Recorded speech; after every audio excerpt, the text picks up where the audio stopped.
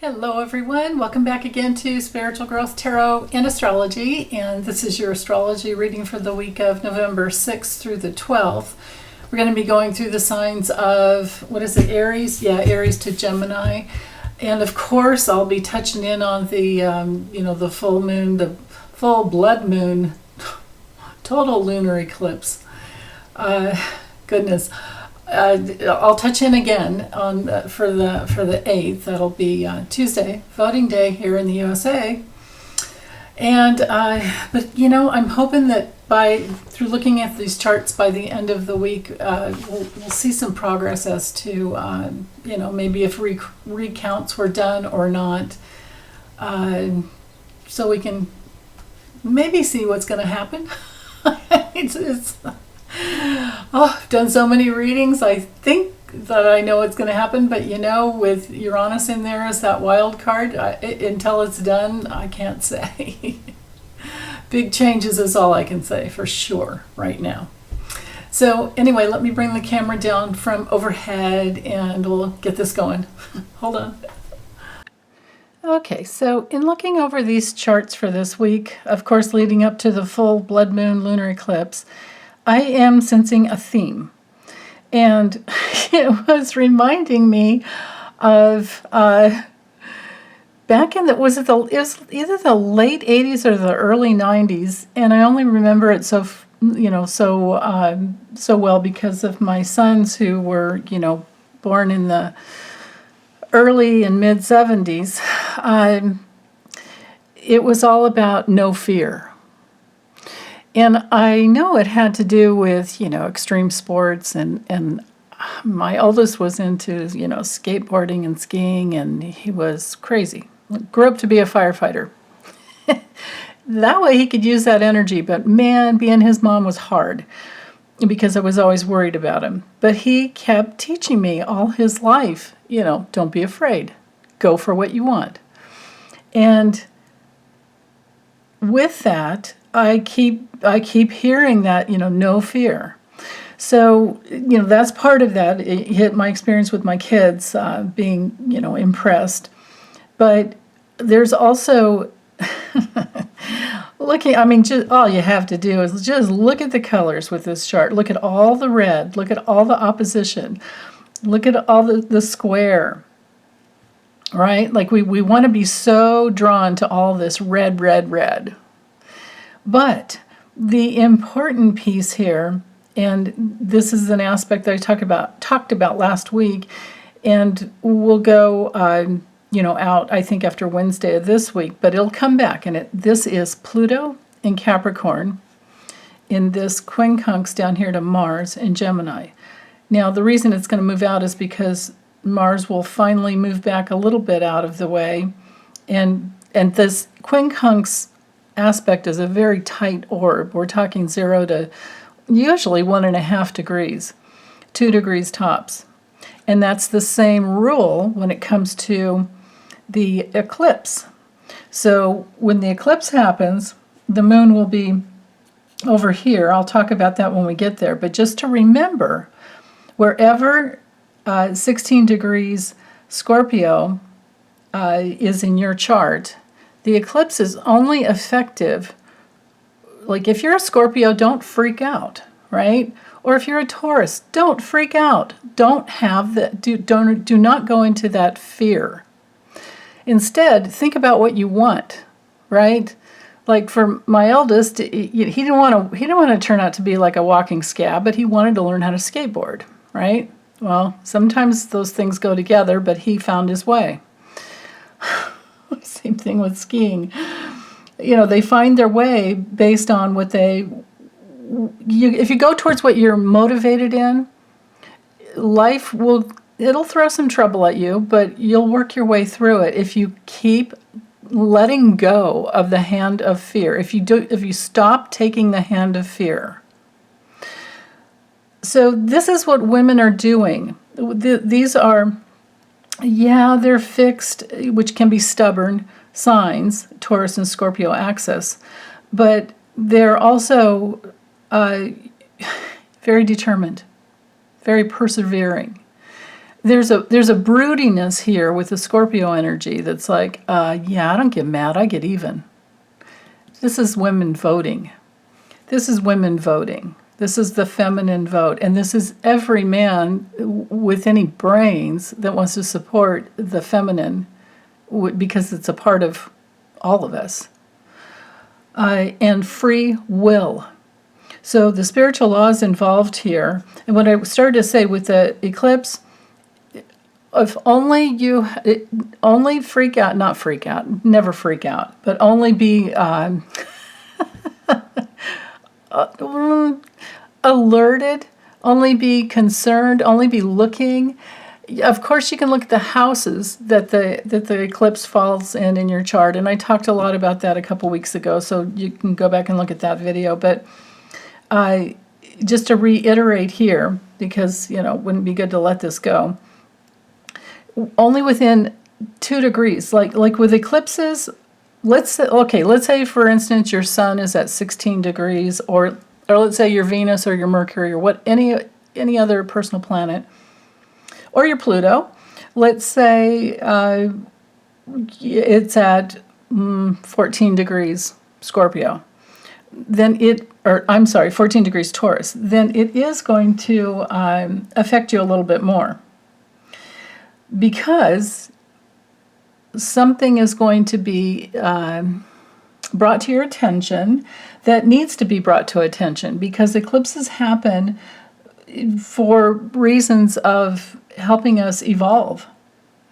And that's because the moon represents our ego, and we need to always be coming into a healthy ego. Now, a lot of people out there say there is no such thing. It's about letting go of your ego. Bullshit. I call bullshit on that one.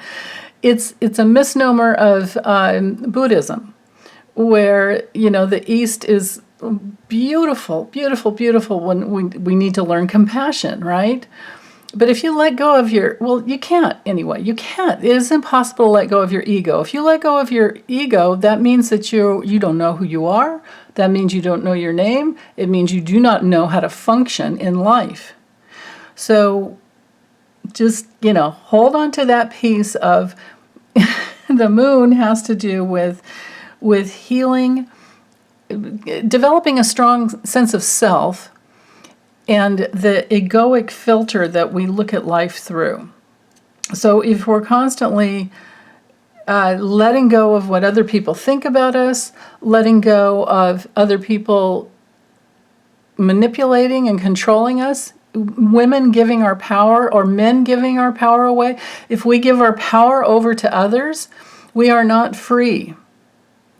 And this is all about exercising our free will. That's what voting is about. If we don't get out and vote, we're not exercising our free will, and we are negating our reason for being on planet Earth.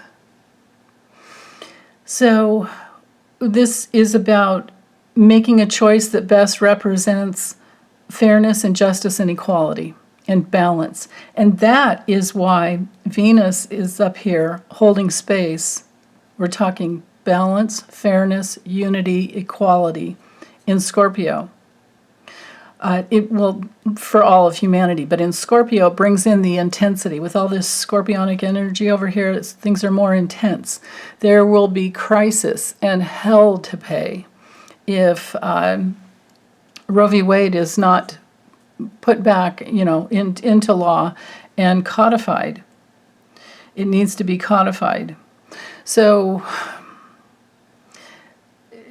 just think of any planets you may have between 14 and about 18 degrees Taurus for this, this full moon. And unless it's joined with, exactly, then it's not going to be so intense for you. And you might even say, oh, eclipses don't work, don't matter, don't, no. That's not true. It's just that it's a subtle influence sometimes, and other times it's more intense because it is all about healing. So anyway, like, let's say you have your moon in Taurus and the full moon is on your moon. You are going to come more into your power when it comes to your psychic abilities, your ability to tune in and connect. The moon is just, it's our beautiful planet that, yeah, it's our ego filter, at least that's what I believe. But it's also, some other astrologers call Mars or the sun your ego. I'm not going to argue about it, but I just feel like the moon is always it's in orbit. It's the Earth moon, right? So that to me is this filter for the way we see life outside of ourselves. And our moon in our natal birth chart has so much to do with how we interface with life. So when the moon catches up over here, it's going to be right 1 degree close to, joined with, conjunct Uranus. Uranus helps us wake up. Uranus is divine mind. Uranus is all about freedom and liberation. And in this square to Saturn, and then the square over here to Mercury, it's out of the orb with the nodes, but it's to Mercury, right? What's Mercury? Mercury is about voting. Mercury is exercising our free will. So Saturn up here, of course, is holding space for everyone deciding what type of society they want to live, because it's in Aquarius, society that they want to live within. And is man-made law in alignment, man-made law being Saturn, society being Aquarius, are the laws of society in alignment with the cosmos, with divine law, and that's what Uranus is representing. And of course, Neptune is very connected to source energy as well, and that is trine Venus. So we have this like personal human love, and then we have spiritual, all-encompassing just love that you can't even define in Pisces, from Pisces to Scorpio. Scorpio will dig its heels in and say, I'm holding on to this love. I am devoted to this love. And Neptune is over here saying, and the love is for everyone. Everyone. And Jupiter is now joined with Neptune, expanding that.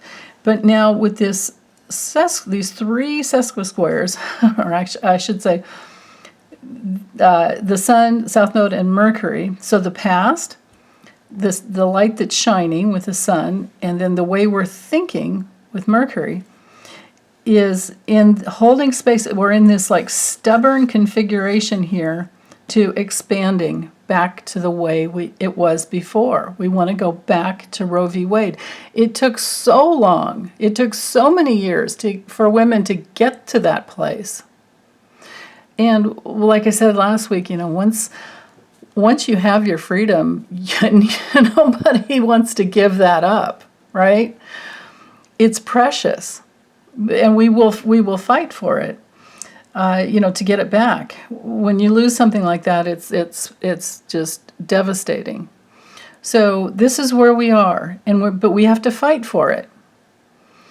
So back to this in conjunct, the quincunx here.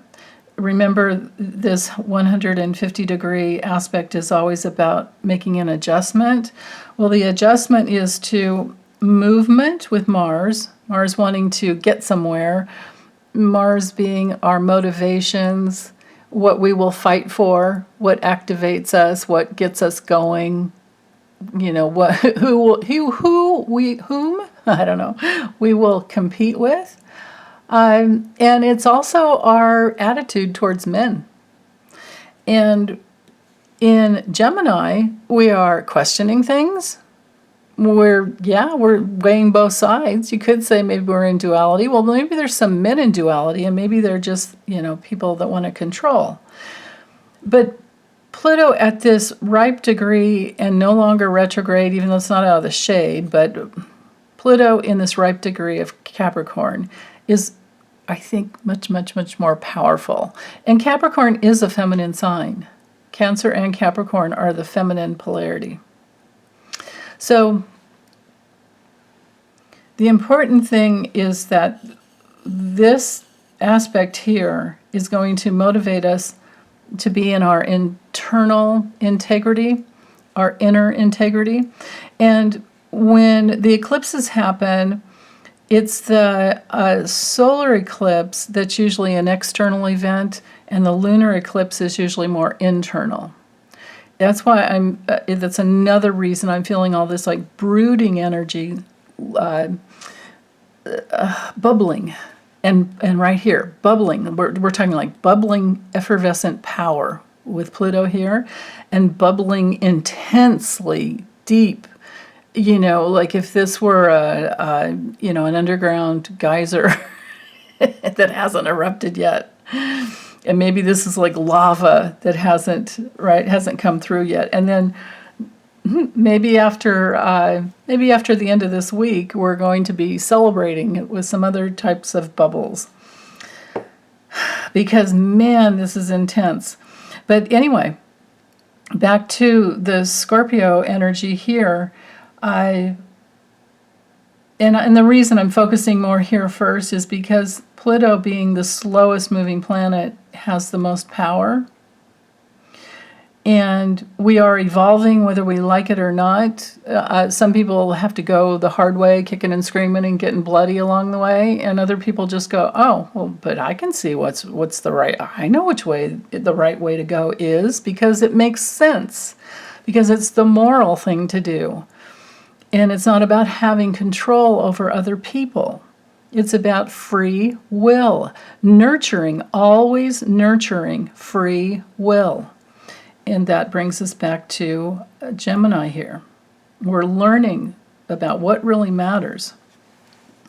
Mars is, before we discovered Pluto, or I should say before NASA or whoever, I don't know who discovered Pluto. I'd have to look that up again. I can't remember. It was Mars. So the common thread here has to do with power and how we use it, what we invest ourselves in is the best way to put it. And that brings us to the polarity of Taurus and Scorpio, because that's all about investing in, with Taurus and Capricorn, we're in the earthly investments. Scorpio goes much deeper than that. Scorpio brings us into that realm of, trust. So, Taurus does too, because it's about safety, more safety with trust. And on another level too, financially, these two signs are very, very important when it comes to money, because Taurus is our personal finances. Scorpio is how we share our resources. Now, when it comes to renewables and all types of energy freedom, we're in the realm of Uranus and manifesting in Taurus, and Pluto and Capricorn holding space for that too, because it's all about the earth.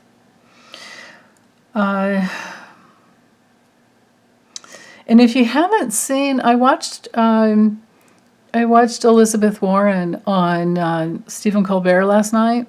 Man, wow. She had 4 points to make about voting and why we need to vote. And it's like, oh yeah, I remember why I voted for you for president. Sorry you didn't make it, but yeah. I totally recommend, and I'm sure there's probably a clip of it on YouTube. So I would look for that and listen to her, because I was listening to her and all the astrology was binging off in my head. But anyway, Uranus rules inventions. And with Taurus, it has to do with things that help nurture us all. Remember, Taurus is self-preservation, right? If we don't, if we're not safe and we're not well taken care of, if we don't have safety and we're not thinking about self-preservation, which intrinsically we all will, because it's embedded in our psyche without, we don't even have to think about it. We're always geared towards self-preservation. Unless you have ego problems and you don't know who you are and whatever, but that's not happening. We're always comparing and trying to get inside of our priorities and making comparisons in order to get in touch with what we value the most.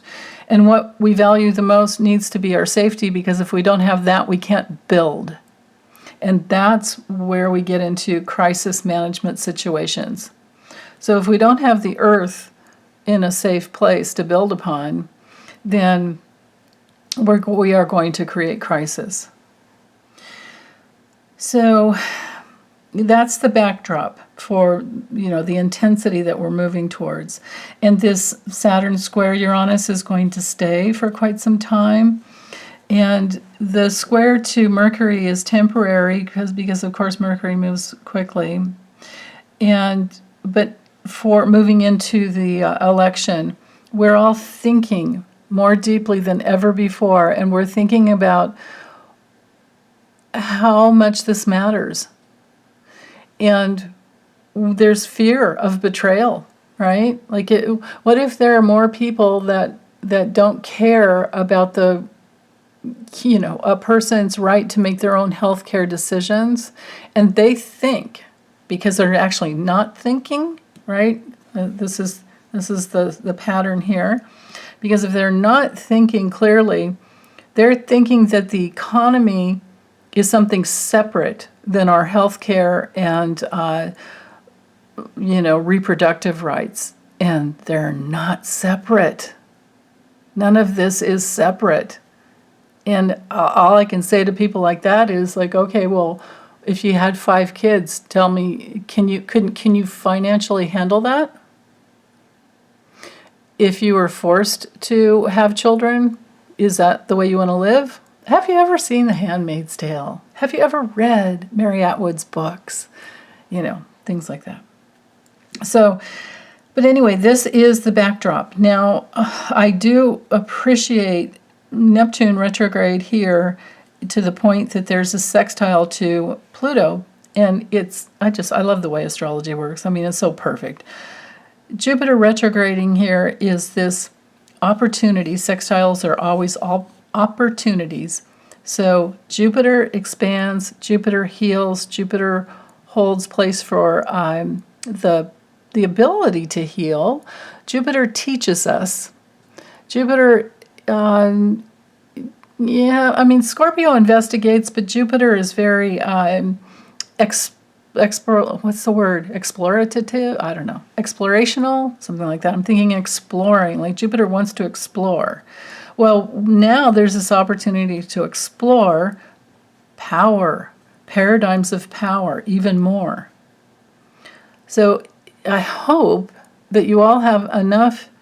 Well, if you're listening to my channel, I'm sure you're fine, but maybe the best that we can do, because we've probably already voted, the ones of us who could vote early, by mail, because that's the way a lot of states are. But if we can't, how about those of us who are not worried about it, how about we send out lots of protective energy and the energy and consciousness of just solid, deep protection for other people who are going to exercise their free will and vote, and they have to wait until the 8th, because that's the tension field for this week. And after the vote, it'll be the tension field of tallying up the votes and arguments and things like that. And we can already see where the GOP is headed. They're headed in the direction of making fun of Nancy Pelosi's husband. Don Jr. with pictures of a hammer on top of a pair of men's underwear. because I guess, Paul Pelosi was sleeping when the intruder came in, or when the crazy person came in with hammers to hurt him. Hammers, duct tape, and rope. They're laughing about that. They're making jokes about it. They're calling us snowflakes about it. How anybody could think that that's funny is beyond. That's a person with a very, very weak ego, or overblown ego, which is still a weak ego, because unless the ego is healthy, it doesn't surrender to the higher self. And the higher self is what is in touch with all of the spiritual laws. So if we're not tuned into that, then we don't have ourselves. And those of us who have ourselves, we are here to hold space and send out that love so that those people can find out who they truly are. Now, sometimes they have to go sit in jail or prison for a number of years, or for the rest of their lives, because that's the only way they're going to get their lesson, right? Sometimes that's just how it is. So, it brings to mind, like sex scandals like Harvey Weinstein, whatever, with his Taurus Scorpio polarity. Who else? There was something the other day or yesterday, and I can't even remember. When I saw it on the news, like, oh yeah, there's that Taurus Scorpio axis again. With that would be with the nodes. So, yeah. Okay, so let me think. Is there anything here with... Yes, let's talk about Chiron and the 3 quincunxes coming off of Chiron. So, again, Mercury, the South Node representing the past, Mercury representing the way we're thinking more deeply. We do have that deep, intense, holding space for transformation going on here. Something within us has died, and we don't go back after that. And the sun is shining light, holding space on the past. So this is literally Roe v. Wade, and among other things. Venus representing women, the sun shining the spotlight, deeply penetrating with Scorpio. And the South Node, Scorpio, and then Mercury thinking about it. All of this stellium in scorpionic energy here is taking us so deeply into those realms of we've been here before. Maybe not in this lifetime, but everybody knows what it feels like to be betrayed and abused and beat up and controlled by someone else. Because everybody has had in some lifetime or another, and if not in this one, somebody who was bigger than them, or had the money when they were starving, or was vulnerable because they were pregnant, or vulnerable because they had just had a baby and they were taking care of the children and couldn't, it's like, okay, if you're not in a healthy, solid relationship and you don't have protection when you're going through vulnerable times, which is what giving birth is, then you're in crisis. So that if that doesn't drive home the polarity of self-preservation and trust and intensity, trust and crisis with the Taurus-Scorpio axis, I don't know what does. That is exactly what it is. So I hope that's a good little astrology lesson there. And if that doesn't help, what you can do is think in terms of putting...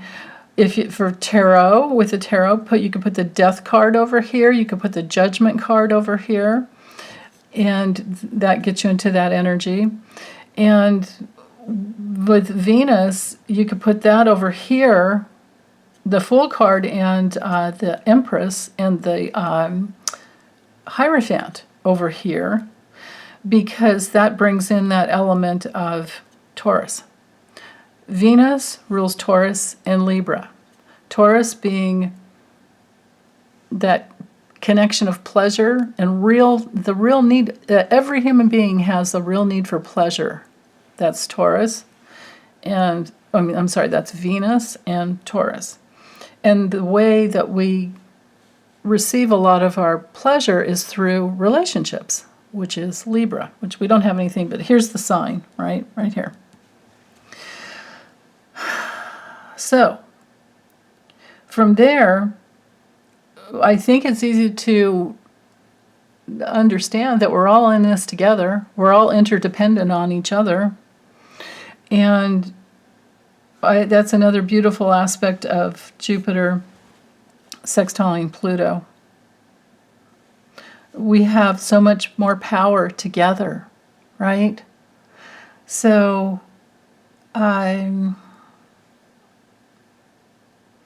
Jupiter's also in this little semi-square here to the north node, and this requires action. Semi-squares require action. Just like imagine, having an itch, you have to scratch it or it's going to drive you nuts. Or, so there needs to be some type of something used to numb out the itch, like if you have hives or if you've gotten bitten by a bug or something like that. Or something's healing. I've had stitches before and it's like, oh yeah, you can scratch over the bandage.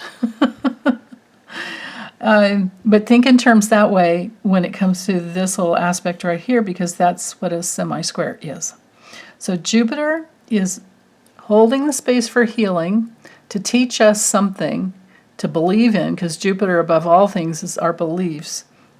And there's action that needs to be taken in order for us to go in the direction we want to go, which is all about unifying with free will and with women's rights, reproductive rights, health rights, everything, and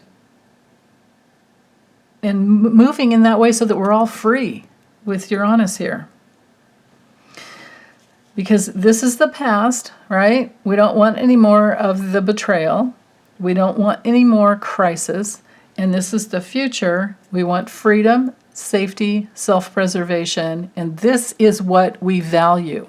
Because remember, like I said before, the slower planets have the most power. The slower planets, the transpersonal planets that are guiding all of us cosmically as we move through life are Pluto, Neptune, and Uranus. Then Saturn comes next, but whether it's a personal planet or not, I think it is, because Jupiter and Saturn are the builders in the zodiac.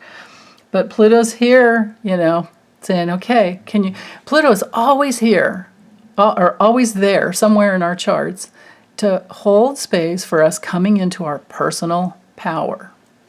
Okay, so just think personal power and freedom, right? And then laws of society, man-made laws, are they in alignment with spiritual law, which is Neptune? And then Jupiter's holding space to help you figure out what to believe in. So what do you really believe in? And that's why we have the sesquisquare coming up, 3 sesquisquares coming off of the Sun, South Node, and Mercury, which is, of course, back to holding space for what we really want to invest ourselves in. So, okay, let's see. Is there anything else with this chart before I get to the moon, and then I'll move on for the weekly? This being the weekly overview. Oh, yes, we have to look at, so of course I've talked about last week Neptune squaring Mars. This is like QAnon crazy. These are people who are numbing out with drugs and alcohol because they can't face life any other way. Or these are people who've finally gotten themselves into rehab. And this is great. Now, another thing is like, I don't know if you guys saw the special with, what's her name? Diane Sawyer with Matthew Perry, from Friends. And he wrote a book, and he has his, experience with addiction to share with the world. That is Neptune, Mars. Mars coming out in Gemini, trying to teach us something, and then squaring Neptune, the battles with addiction. So my heart goes out to anyone. There's no judgment from me on any level when it comes to working with addiction, because I think in some lifetime or strings of lifetimes, every human being will go through that. It's just a part of development. So, and it's also a call for God. It's a call to try and get back to who we truly are by trying to find that pleasure. But it's just that we're going in the wrong direction to get it, because it turns on us, Yeah, our bodies can't handle things like that. So, but anyway, with the square coming off of Jupiter as well, this is going to be blowing up the lies. And this is the GOP, rhetoric that is just lies, nothing but lies. But this is also the healing energy for anyone who wants to get into rehab or get into the healing process, or maybe there's no need for rehab, but now you realize I really do need 12-step or some other some other group to help me, because nobody should go through that alone ever. That would be succumbing to the secrets of the past, and that's just not, nobody needs to go through that. So, okay, let's see, what else?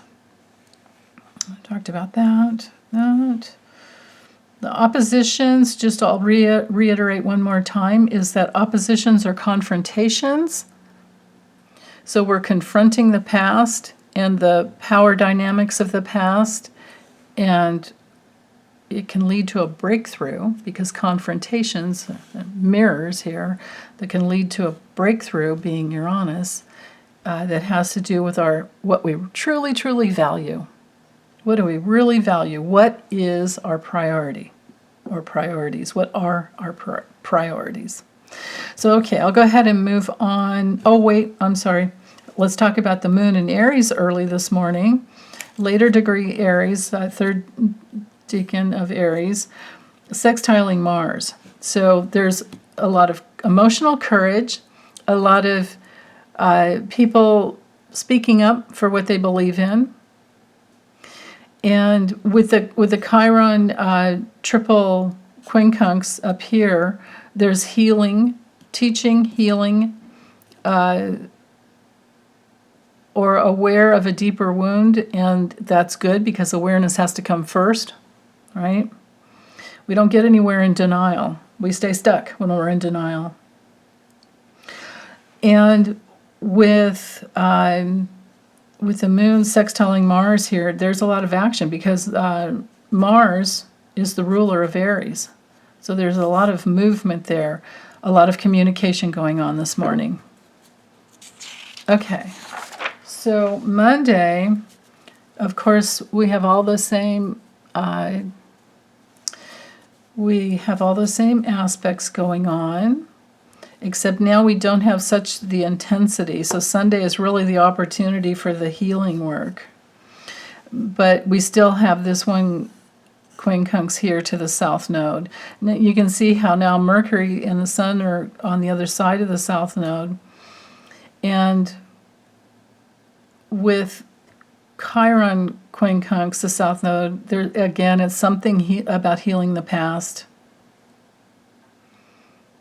Right.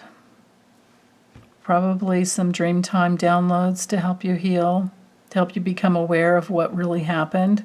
And when you become aware of what really happened from a past life, it helps you understand why you have the belief system that you have, Jupiter. And then you can make adjustments, because you know that it's not true. Because those false beliefs that we take to our death with us, they create our newly incarnated lifetime, right? And once you realize what that false belief was, then you can turn it around. So with the moon newly in Taurus for the day, it's now in opposition, even though it's a wide orb, but it's right over here. See how it goes to the south node? Even though it's a wide orb, but it's approaching, so it makes the energy really strong. So this lead up on Monday, the day before the full moon eclipse, is really intense, because the moon is the ego, remember, is aligning with you're finding your values on a deeper level, and you're moving towards the future. And the approaching energy is always stronger than the waning energy, right? So the healing opportunities have been for so long happening for everyone, and things are building up and they're more and more intense, and a lot of people think they can just shove it down and no, it's no big deal because I'm just worried about the money. Well, it doesn't work that way. If you think you're voting for lower gas prices, you're not really thinking clearly. You're not thinking through the whole big picture. And Pluto up here in Capricorn, connected to Jupiter, will really help us. This is an opportunity to think about the big picture. Think about OPEC. Think about Russia. Think about President, so-called president, the dude that put himself in for another 5 years, Xi Jinping, in China. Think about what these people are doing to the entire Earth when it comes to their hold with oil. And if you don't like that, maybe don't drive around so much with gas. Maybe don't fly in a plane. Maybe don't do all those things, just to rebel against them.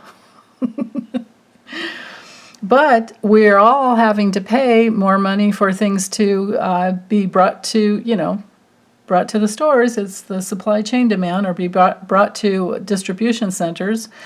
And that doesn't have a damn thing to do with Biden. That has to do with our dependence on oil, which is Neptune. And with the trine, I'm thinking that there's more of a understanding, because Neptune will, especially in Pisces, all of this rules gas and oil and water. But this double trine over here to the Sun and Venus, the Sun will reveal the actual, issues that are going on if you're wanting to look at it. But if you're not, if you're racist and sexist and xenophobic, and if you're just, an unevolved human being, then I'm sure you're not watching this, but I'm thinking that it would have more to do with money than anything else. And there you are back in survival.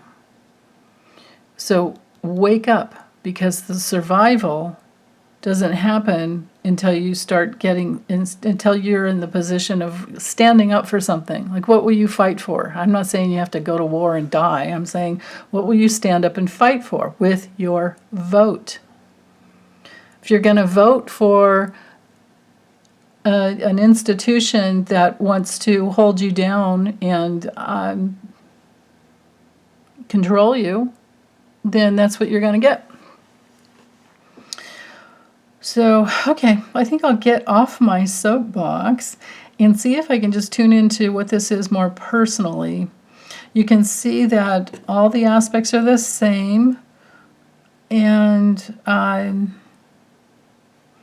the orbs here are tightening up. Venus square Saturn is very, very tight by degree, and which means that we're talking money, we're talking women's values, we're talking women's reproductive rights, any transformational issue, any transition. And with the sun shining the light moving into that tight orb as well, there's more tension building around not liking being controlled by people who don't care about us. Okay? So if you're in a relationship with someone who doesn't seem to care about you, and it's all about what you can do for them, you're not going to like it. And the full moon moving towards that north node and this lunar eclipse is going to bring that to a head. Now, what you do with that energy, I don't know. It's up to you, right? But I am just saying it's there. It's coming close. Also, another thing is because Mars is involved here with this flow to Saturn, this trine to Saturn, again, there's more thinking, learning, questioning when it comes to somebody who might seem to be in control and in power. But if that person that is in control and in power is not caring and sensitive, and they're not listening, and they're talking over you, or they're interrupting you, you're not going to like it. And that's a good thing. And these things will be seen. They will be understood on a more deep level than we ever have before, with Scorpio involved, and with the square from Neptune to Mars and Jupiter. All of that is going to blow up. People who think that they can hide what they've been doing, nope, that will be coming up with the moon, with the full moon coming towards the North Node and Uranus. Things are going to be seen, right? Now, this energy here, this Neptune and Jupiter, is good for immigration. Legal immigration. It needs to be legal. But helping people transition to a safer state is there on the table as well. And all the other aspects are the same. So it's like Monday, the moon in Taurus moving closer to the North Node it's intense. It's getting more and more intense because we're moving towards a full moon. I mean, and you know how it is. It's more intense the days before, because that's the way it works. The approaching energy is always stronger. And then once the full moon moves away from the out of the fullness, right? Because it's at 4 degrees here, it needs to get to 16, and it will by Tuesday. It's building. So that building opposition, the confrontations that are building between relationships, between government structures, between people who are out on the road campaigning and lying, it'll all be seen. Yeah. Okay, so let's go ahead and move to, because that's interesting that this morning anyway is just the opposition to the South Node, but as it moves forward, and you'll see that with Tuesday at 3:01 in the morning Pacific time. And I forgot to talk about that, you guys. Our clocks went back on the 6th. Notice how, even here to 6 a.m. So it's 2 a.m. That the clocks go back on Sunday the 6th. So with all of this intensity building, we've lost an hour of sleep. And our animals are looking at us like, what? Why aren't you feeding me? What's going on here? Right? It's time to eat. Kids are crabbier. So, anyway, here we go with the full moon. It's blood moon. Some people call it a beaver moon, blood beaver, whatever, man. It's the full moon, total lunar eclipse. 3:01 a.m. Pacific savings time, or is it's standard time? And no, I guess it's savings because it's the hour back, yeah. I never got clear, the Pacific daylight time and it's savings time, or is it standard time? I have to look that up.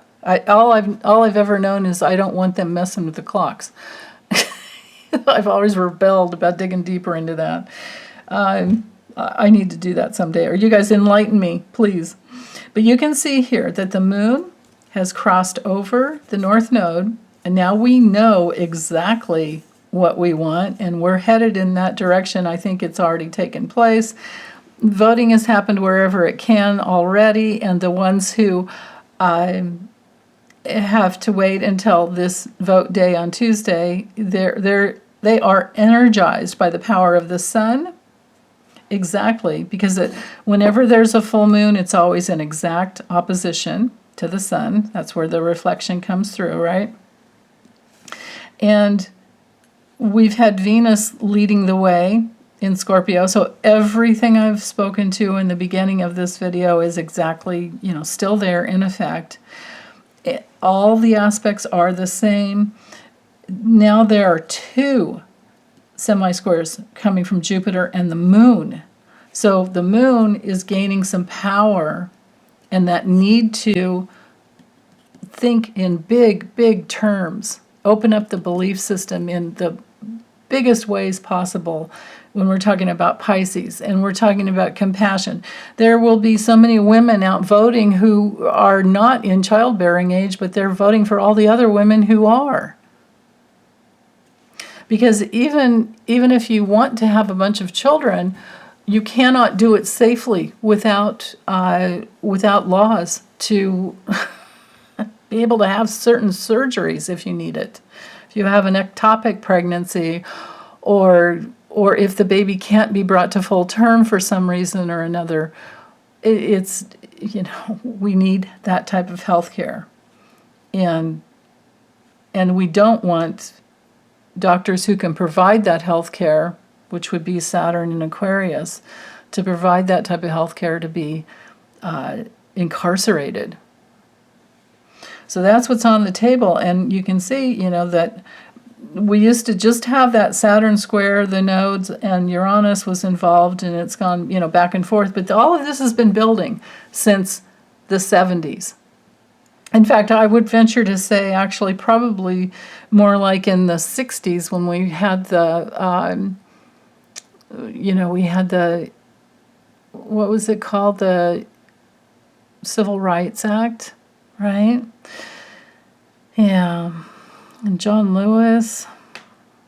And then think of all the children, they're beautiful grown adults now, but in their 50s, early 50s, late 40s, that were born with the Uranus and Pluto conjunction in Virgo. A lot of them are grown facilitators for all types of healing and healthcare. So, being born in the 60s and then being free to take care of your health care, have birth control, all of that in the 70s, they grew into that. Like, to have that taken away now is like pulling the rug out from underneath her feet at a grown adult age. And that will make a lot of women very angry, and they will go out and vote. And I think that's why we have that Saturn trine Mars here. So you can see the exact, it's not just 16 degrees, it's 16 degrees 0. Like, that's a very powerful. And if you reduce the 1 and 6 together, it's a 7. Well, all 7s are about decisions. So the decision has to do with what is the right way to go. We're connected with divine mind here. We are upsetting the apple cart because we're tired of this control. And all of the other aspects are the same as far as for the day. So this would be a repeat of the lunar eclipse, which I already have a couple of videos uploaded, so I don't think I need to go into it again, honestly. It's all right here.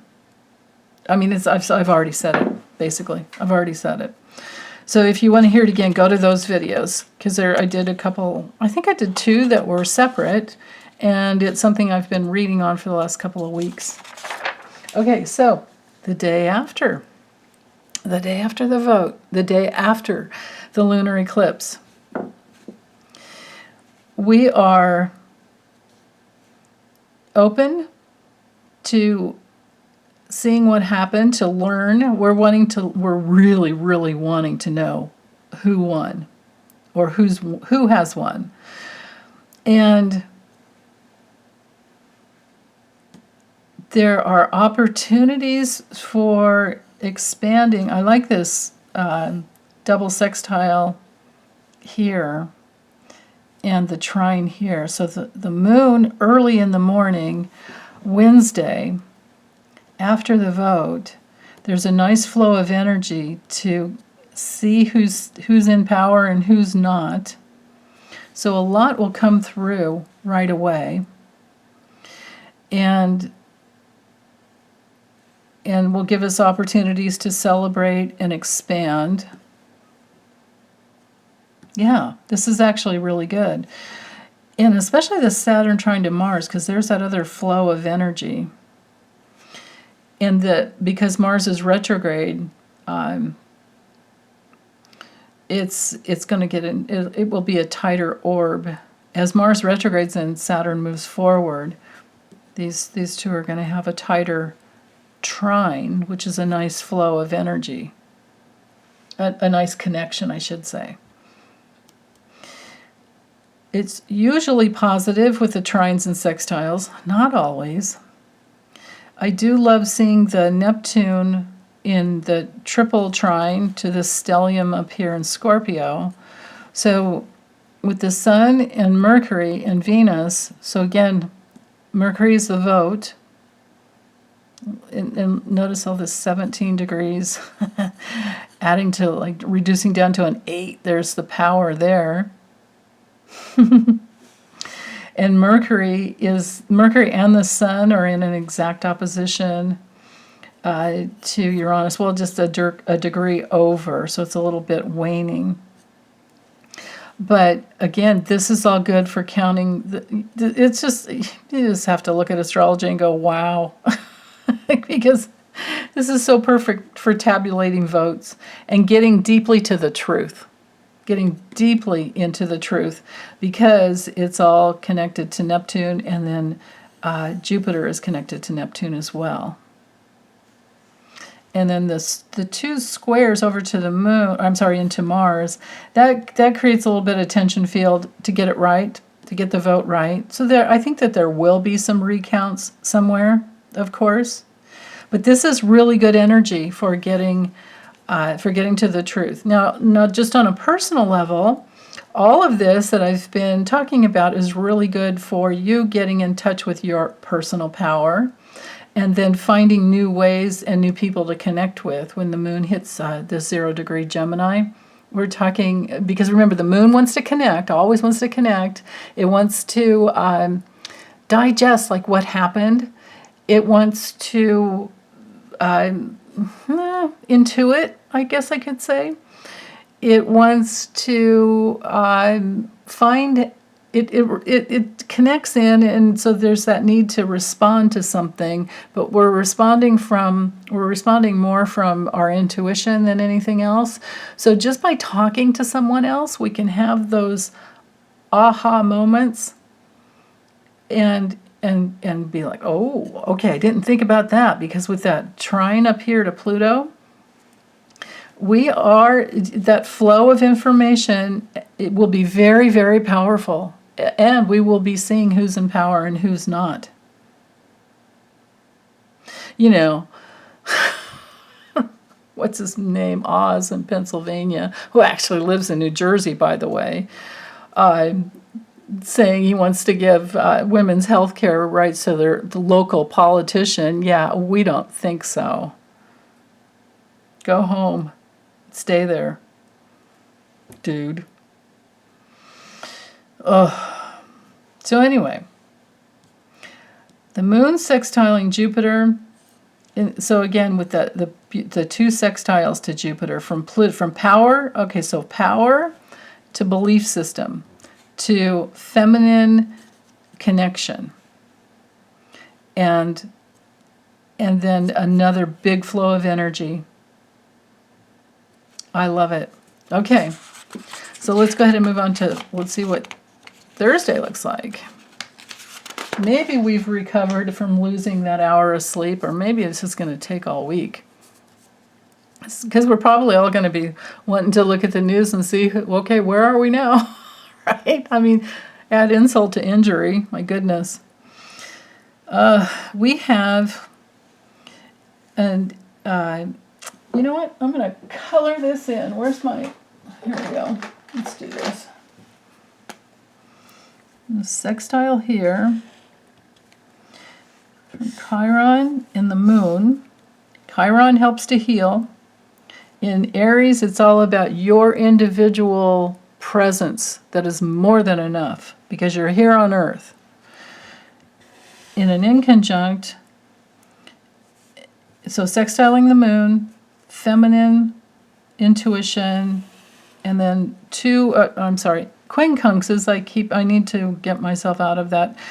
You can say inconjunct, but actually the real astrological term is quincunx, but they both mean adjustment. So whenever you see the green line with the little K kind of upside down, just know that that's a quincunx, and it's back here to that south node. Yeah. So this is an approaching, so this is the finger of fate. This is a finger of God. It's a yod, or like my friend Cindy, hi Cindy, she taught me that in Hebrew it's yad, Y-A-D, but in astrology I've only ever seen yod, Y-O-D. But anyway, finger of fate. And the apex points to the past. So I think this could be the day that all the counts come in. It's very possible that this is the day that all the counts, or enough of the counts, come in, that there's a definite, a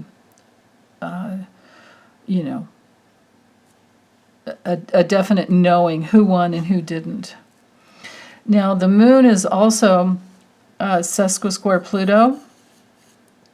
So with the moon in Gemini, a sesquisquare is a stubborn placement, and it won't be for long because the moon's going to move, and this yod here is going to fall out of orb too as the moon moves, because we're dealing with only a 0 to like 2.5 degree orb, and when that falls out of place, then things shift. But the moon is moving towards Mars. Yeah, both in Gemini. So again, to reiterate, Gemini energy is that we are really trying to understand something so that we can commit to something. Geminis do not like to be, they don't like it if people aren't listening. They don't like it if they're not being understood. But then again, too, you have to be careful, because sometimes they don't listen. They're the worst for listening, and they're the ones that'll talk over you. And so it's like, okay, what's going on there? Or someone with Mars in Gemini, or, and if you have any of these placements, please don't take it the wrong way. Just know that it's because your mind is on, there's this like kind of lightning speed in your brain, but you're good at listening to get verbatim what has been said. And but then with the moon in Gemini, there might be some emotional, some bodily connection that helps you understand something from the past. So if this isn't, on the political sphere, or because it's always, both, on just the mundane levels, this would have to do with understanding something in the morning, early in the morning, to help you heal, an opportunity for emotional healing the emotional body from something in the past.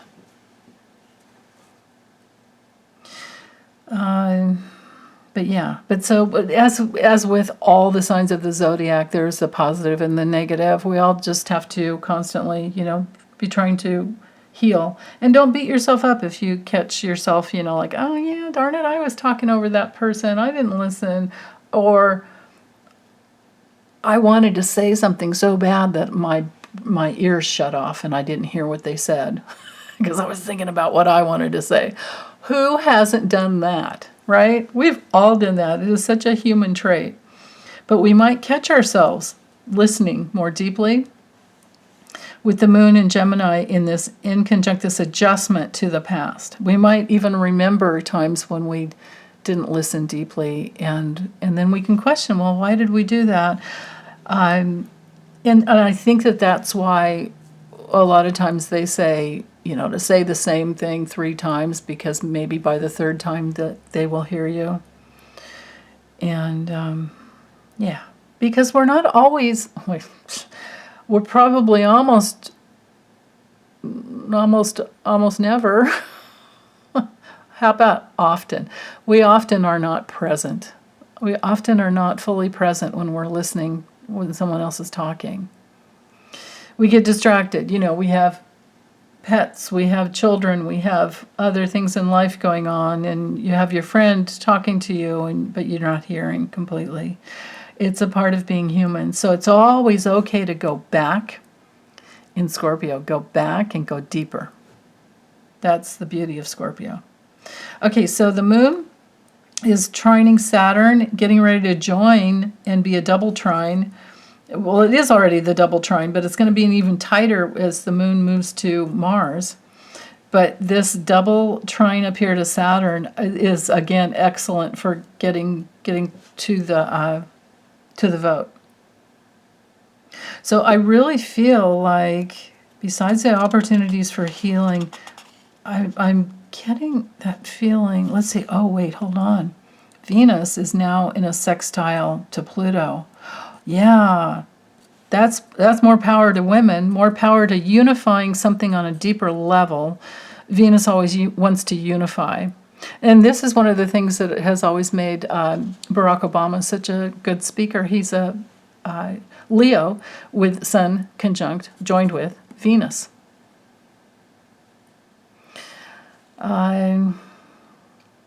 Okay, so that's, yeah, I think we're good there. I don't think I'm missing anything other than that little semi-square, or I'm sorry, sesquisquare from Jupiter to the South Node. Yeah, it's all just a reiteration of the same thing, which is I'm feeling like we're going to know when, at least for sure, I think by Friday at the latest, we're gonna know who's won what race. So notice how we had the finger of fate from the what was it, from the moon, from Chiron, the moon, and the South Node. Now today, or when we get to Friday, because I'm like, a week ahead here, it's Pluto down to the moon and up to Venus, right? Because we're just working with that less than 2-degree orb. But Mercury is also making this adjustment. So Mars, let's do this because there's some power here. Again, Mercury rules the vote. Venus wants to unify in a deep, deep, deep way with the opportunity to be in your own authority, in your own power, in your own integrity, having your own bodily autonomy on all levels, and then down to the moon, which again is the public, it is feminine, it is women, intuitive, psychic. And Mars, look at that, exact. Mars conjunct the moon, exact. So here, I'm going to make and which is usually something that's really hard to do when it comes to astrology, and this is why I use cards. Well, one of the reasons I use cards as well. The moon, this conjunction here, this alignment, this at 24 degrees, in this finger of fate, tells me that if there's been any lies, any cheating, any avoidance of getting to the truth, there's going to be big problems, because Mars and the moon can be, I'm not going to say, I don't want to use that word. What's the word I want to use? At the least, very, very motivating to talk about it. At the most, major fights over what people are trying to do, right? Which would be to try and call for another recount again. I don't think that it's going to work if that's happening. And because of this double trine up here to Saturn, yeah, all I can say is the news cycles are going to be going crazy. Like I have predicted in the, probably in this last month. I was able to see that with astrology, was that I saw a lot of news dumps. And with Mars and Gemini, it's even more of that. More and more truths coming out. So it's the people who are trying to subvert elections and the people who are trying to, this whole stop the steal bullshit, the whole election denial bullshit, all of that, they are going to be seen even more so. But I don't see them really as having, because there's adjustments going on here to power structures. And people are learning and questioning. And there's the feminine vote. There's the unification vote. I mean, it's beautiful that Venus and Mercury are together in Scorpio.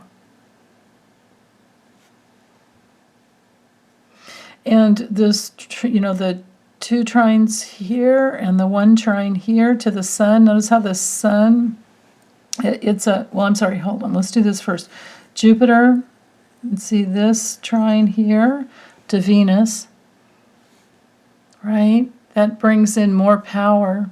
That expands the female wanting to get to the truth of things, right? Because bottom line is like, are we safe? And then when it comes to the other, so Neptune here has the double trine to the sun and Mercury.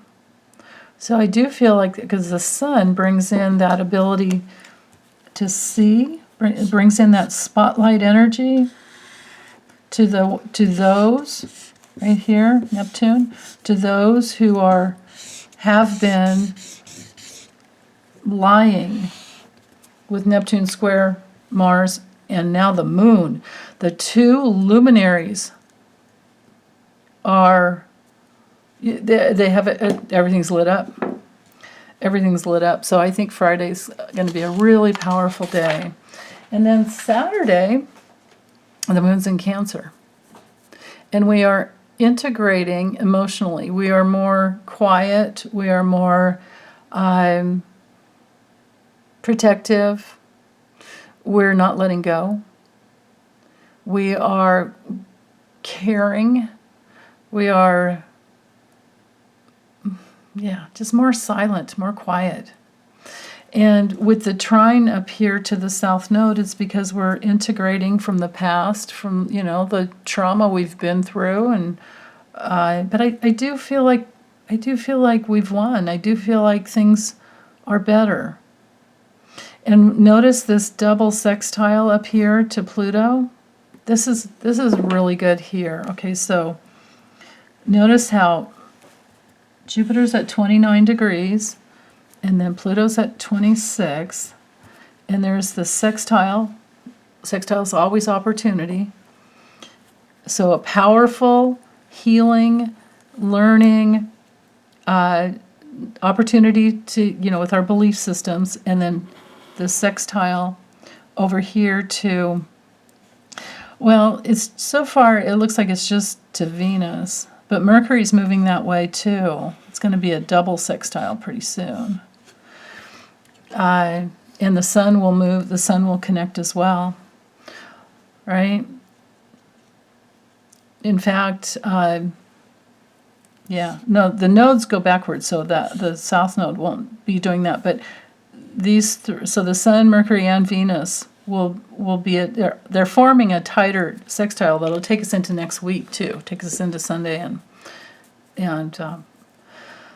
I'm thinking Monday, Tuesday, Wednesday, even probably next week. Venus moves more slowly and will be holding space there. But so that's the important piece here is Venus for now.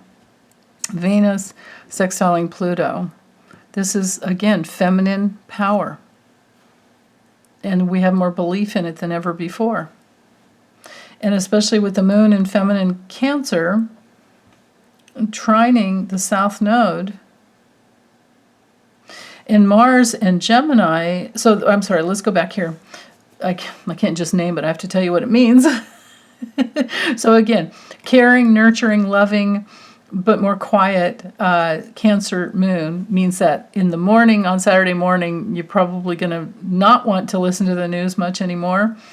And you're going to want some silence because you're going to be integrating more deeply the past and healing. And then there's also some stubborn kind of energy here around not wanting so much of the noise. I feel like Saturday is going to be, if you can plan for any day completely off, this is the best day of the week. Let's see, what else? Mars has the double quincunx to Venus and Mercury, so there's adjustments, again, to information. Yeah, some people aren't going to be happy, but I don't think it's us. I think it's other people who've been lying and now they're caught, and maybe their political careers are trashed. Maybe we could all just get up and when we go to the bathroom first thing in the morning on Saturday and flush the toilet, we can be like, yeah, we can let all those guys go. Goodbye. I don't ever want to see or hear from them ever again. Dr. Oz can just go sit in Jersey and do whatever he wants, but maybe his political career is over. If not, we'll end up fighting. If these guys, whoever gets in that's not clean, and there probably will be some, I don't see it lasting. I just don't.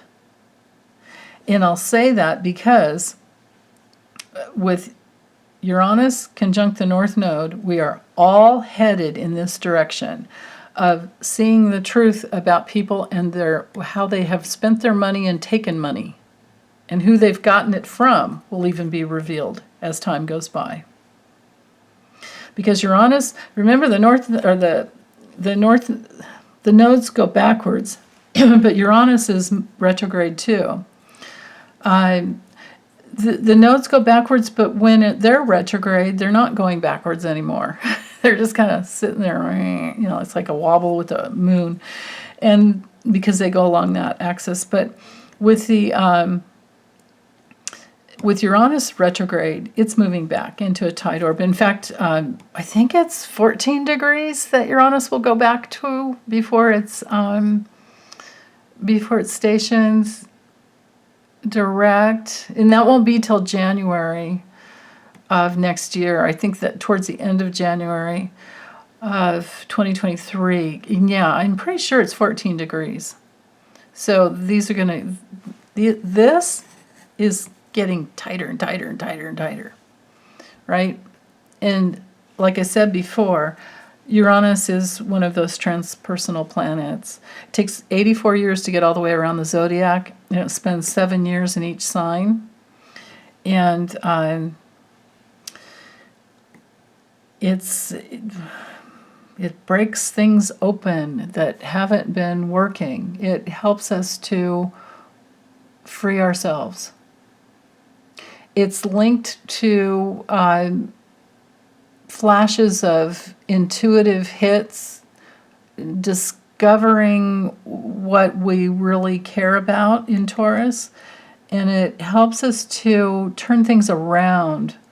It's like, I was going the wrong way, dang it, all right, got to make a U-turn. And in Taurus, it's about, okay, but wait, got to find a safe place to make that U-turn. We're not just going to flip a bitch, right? You're going to do it the right way. And if this has to do with a relationship, it's like finally you're free, and it's been a long time coming. And if it's a relationship you're staying in no matter what because you have to for some reason, you're going to find a way to work through it somehow. And maybe you are going to find a way to free yourself of it. because it doesn't have to be forever when things are not. If it's abusive, you can't stay. And to whatever degree it's abusive, you can't stand for it anymore when you've got this type of a polarity going on. So it's always about standing up for ourselves. Because if you don't, no one else will. But when you do, you're going to have a team. You're going to have a tribe that will support you through it, because we've all been there. Yeah. Okay, so I think that's it.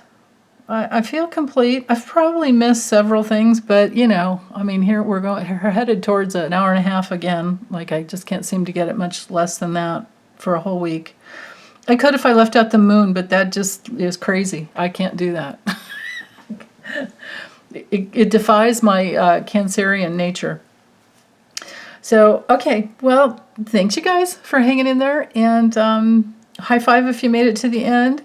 As always, sending you lots of love. Stay safe and take good care. Bye.